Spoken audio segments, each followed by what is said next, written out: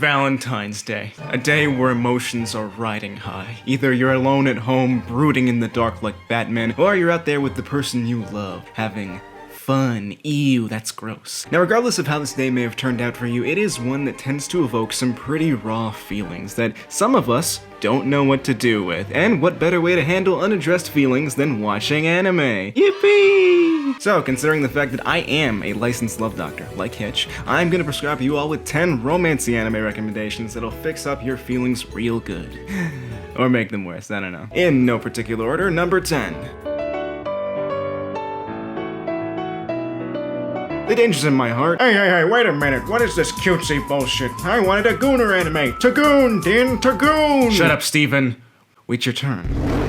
Ishikawa isn't like the other kids in his class. See, there's another wolf inside of him. Beyond his shy exterior lies a dark, bloodthirsty killer obsessed with pain and shopping at Hot Topic. More than anything else, Ichikawa's dark side wants one thing: to take down the most popular girl in his class, Yamada. She's always standing there at the top, looking down on him, having friends. Disgusting! So one day, with malice in his heart, Ichikawa follows Yamada to the library. Here he'll be able to enact his master plan and take down Yamada. Mwahaha! But something unexpected happens. Oh no, she's a goober, and Ichikawa's little middle schooler heart starts to feel very conflicted. He gets this burning desire to help her out with her problems, and they become fast friends, with romantic feelings soon brewing after. The Danger's in My Heart may not be a niche underground pick, but my goodness, it is good, and I thought this would be a great way to start the video. The package you're getting here is a colorful ride of emotional growth with wholesomeness and authenticity. In terms of vanilla romances, The Danger's in My Heart stands near the top. There's no unneeded drama, no tropey garbage, just a pure, comforting romance. Something I really like about this one is how much insight we get on these characters' feelings and getting to see them develop, because not only are they experiencing love for the first time, but they're also just growing up. This point in their life is awkward and filled to the brim with insecurity, yet they have a burning desire to improve themselves, and they work at that together.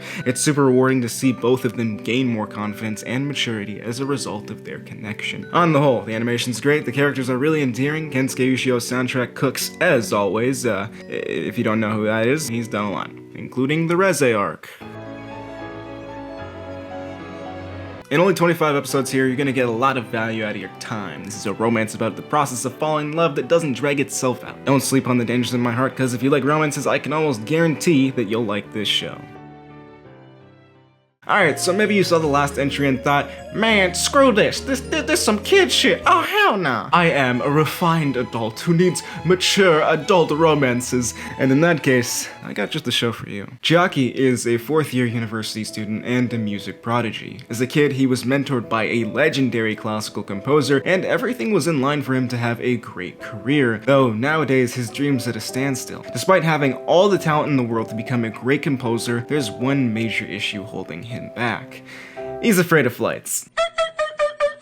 Because of this, he's stuck in Japan, where Chiaki mundanely hones his skills in the university's piano program. But one day, after crashing out on his instructor and getting rejected by his ex, he ends up stupidly drunk, then passes out in front of his apartment.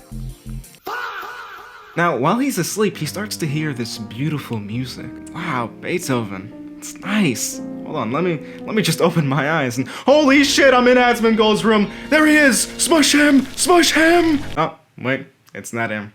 We're safe. Turns out, Chiaki got taken in by his junior/next-door neighbor, Nodame, a goofy, free-spirited pianist in his program. Her passionate playing moves Chiaki, and by a twist of fate, the two end up having to work together at school. Quickly, Nodame's chaotic energy reignites Chiaki's passion for music.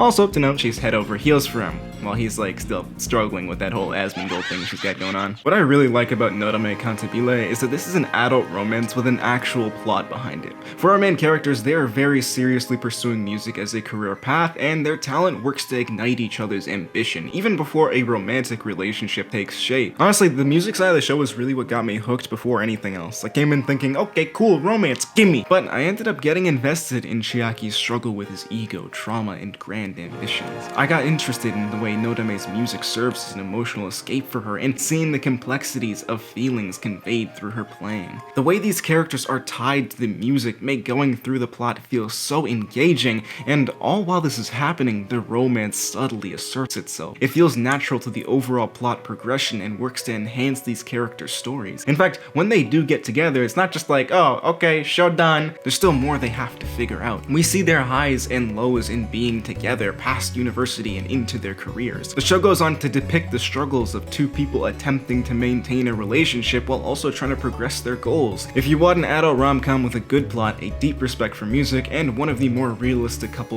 in anime, Nodame Cantabile is for you. Plus, there's a lot of episodes here, so you'll have this for a while.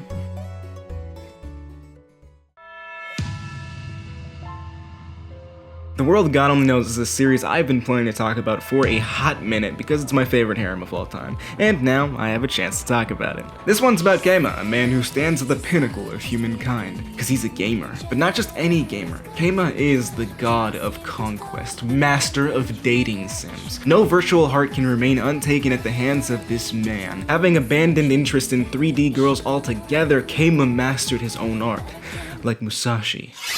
After completing his 10,000th conquest, Keima receives a strange message on his PSP. Thinking that it's a normal challenge to a new game, he accepts the offer, but it's actually a contract with a demon.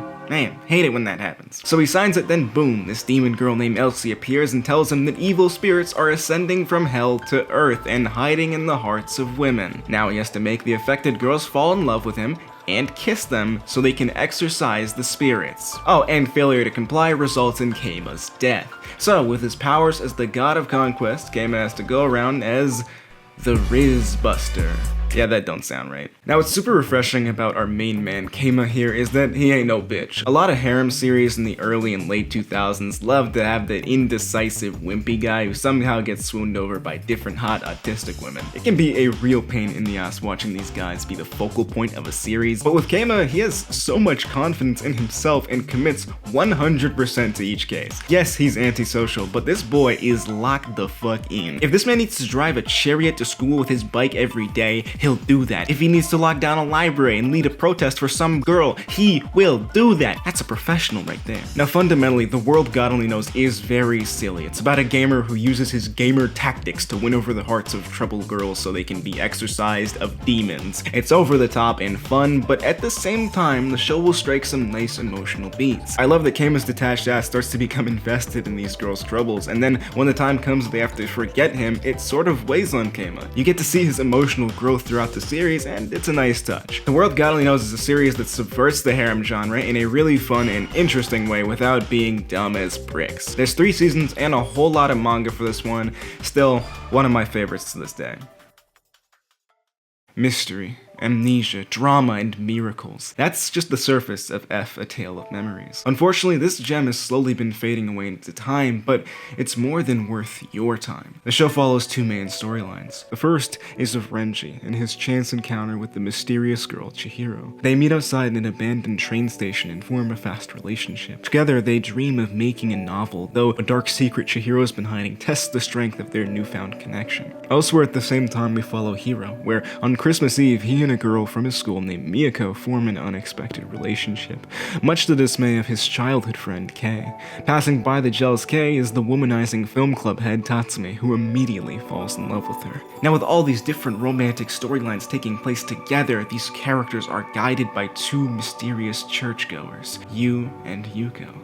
Okay, so now you may be asking, what the fuck is going on? See, if you couldn't tell, F has a bunch of stuff happening, but it cleverly handles every moving piece and ties them together really nicely by the end of the show. I'd say watching this is kinda like an orchestra. Each character has their own sound with distinct traits and flaws that make them memorable. Individually, yeah, they're pretty damn cool, but when they start playing together, it's special. The more time you spend with the show, it becomes more noticeable just how well each character complements each other. Then, when we finally hit that 3rd act and all the pieces start to fall into place, that's when F comes to play. The thematic idea of perseverance and love comes around, caresses your cheeks, slaps you, then kisses you on the lips.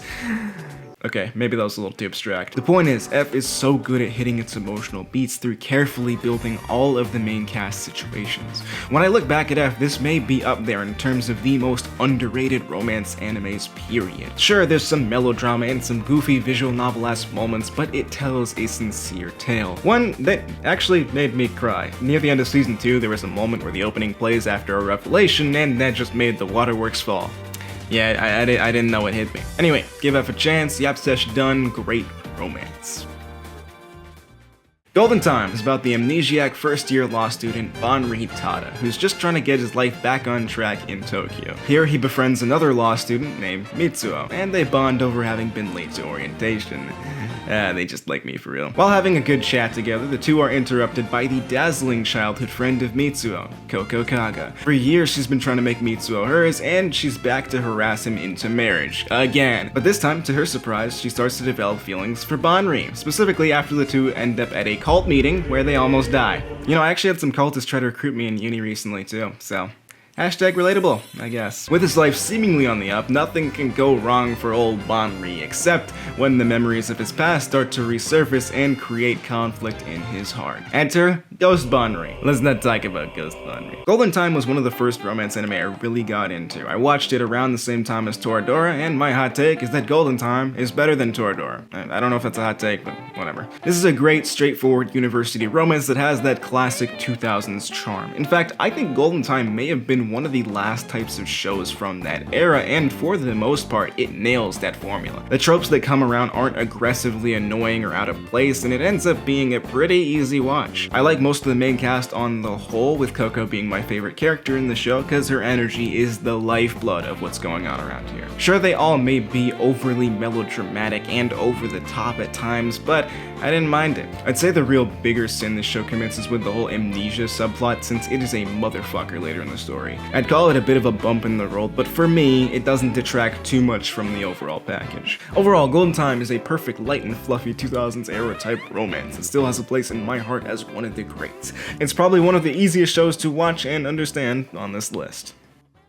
Alright, Millennium Actress. This one is for the culture. You already know I had to get some Satoshi Kon in here. Even if this one isn't the most traditional romance out there, you are doing yourself a disservice by not having watched Millennium Actress. The movie follows filmmaker Genya Tachibana and cameraman Kyoji Ida as they shoot a documentary honoring the legendary actress from the Showa era, Chiyoko Fujiwara. After having been in hiding for 30 years, she agrees to the interview and takes them through her entire life, explaining her motivations for becoming an actor. Through Satoshi Kon's brilliant directing, we, along with Genya and Ida, enter Chiyoko's world. We go through the different points in her life, how she fell in love at a young age, the transition of becoming a movie star, and the pressures that came along with it. The film goes into all these periods in Japan where the country is going through different struggles, and we see how that managed to play a role in Chiyoko's life. The romance is subtly yet carefully imbued in every action she took throughout her life, and I was constantly thinking about it even after I was done watching the movie. Now, I really don't want to spoil too much here because this film, through its visuals and elite storytelling, will make you feel some very visceral emotions. The way Satoshi Kon plays with reality in the film is incredible, much like many of his other works. All in all, Millennium Actress is absolute cinema. Watch it, it's only an hour and a half long. Hey Steven, wake up! It's gooning time!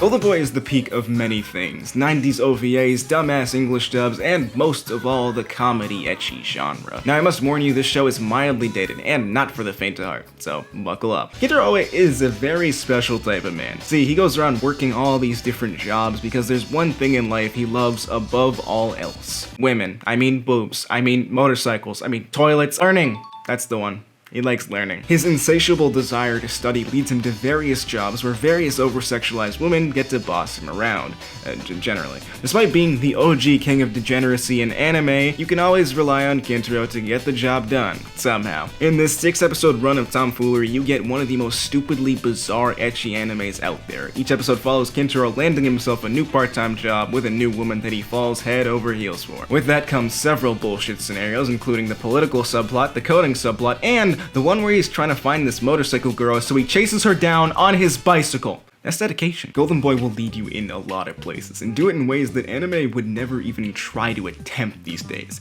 Now I don't know if the show is all that educational, but it's funny as fuck. It may not have the emotional depth of other entries on this list, but if you have a night to burn and you want to laugh at some dumb shit, turn it on.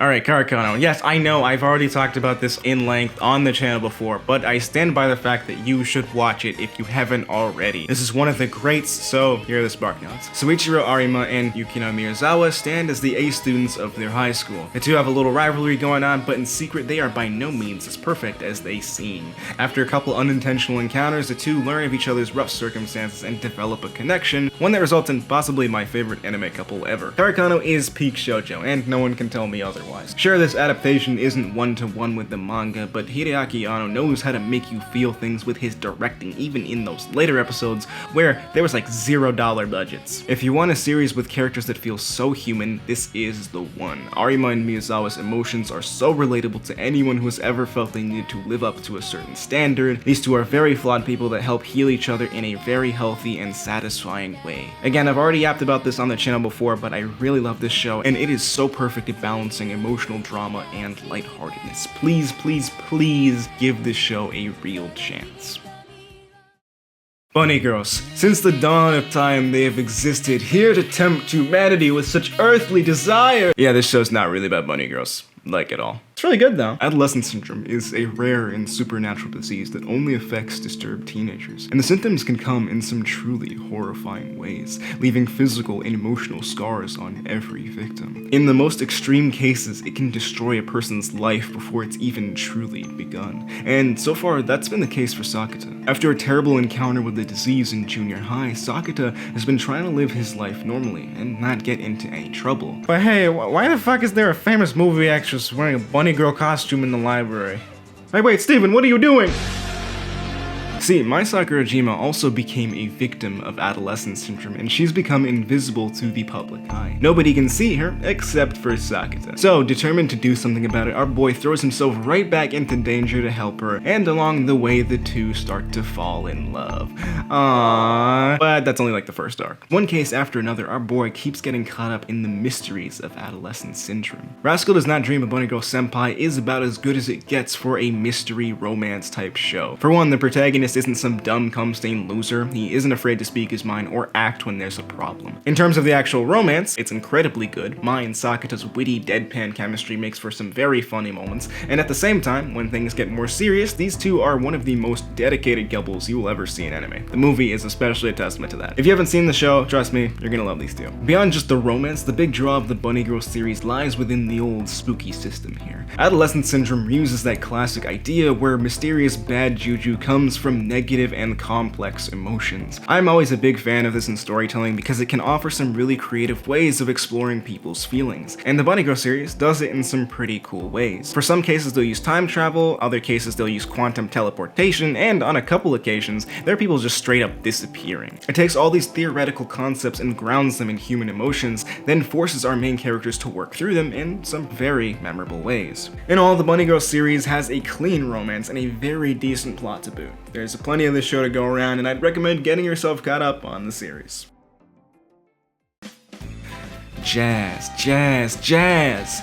It's really cool. Only cool people like jazz, and Shinichiro Watanabe is one of the coolest guys around. You know him for his work on Cowboy Bebop, Samurai Champloo, and Space Dandy, just to name a few, but Kids on the Slope is one of his lesser talked about bangers that just so happens to be a romance. So here's the deal, I'm gonna tell you about this show, and you are going to watch it. No ifs, ands, or buts. Let's go. Top student and classical pianist Karo Nishimi has never really been able to fit in anywhere. He's constantly moving around from place to place, his family treats him like an outsider, and at school, he's even more of an outsider. When his family decides to move once again to a small town, things seem to be going in the exact same direction as always. But then, he meets her.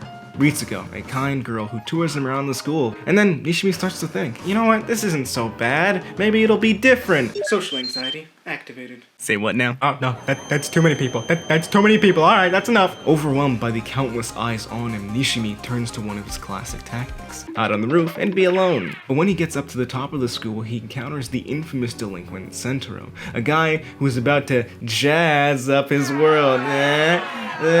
Despite being near opposites, Nishimi and Sentaro bond over their shared love of music, and our boy Nishimi gets put on to jazz. And hey, remember that girl from earlier? Well, she's childhood friends with Sentaro, and her family owns a record shop where they get to jam out in the basement. Together, Ritsuko, Sentaro, and Nishimi forge bonds that change the course of their lives forever. Kids on the Slope is raw and emotional. It's got romance, slice of life, music, drama, really the whole shebang, but what'll really suck you into the series at the start is just how stylized it is. Again, Shinichiro Watanabe is one of the coolest guys around, so even though they don't say this is an action show, you still get those moments where Sentaro fights like he's fucking Spike Spiegel, and points where the jamming sessions will just engulf you. Watanabe's directing style is so clean, then paired with that soundtrack from Yoko Kanno, you can't help but feel immersed in the atmosphere Kids on the Slope brings to the table. But even with this amazing flair, what's really gonna cut you deep is the main cast. Nishimi is a kid who's never had stability his whole life. His mom left him, his dad's out the picture, and his extended family treats him like property. He feels he has no real place in the world. Then you've got Sentaro, the oldest brother of a massive family, but he feels just as alone as Nishimi.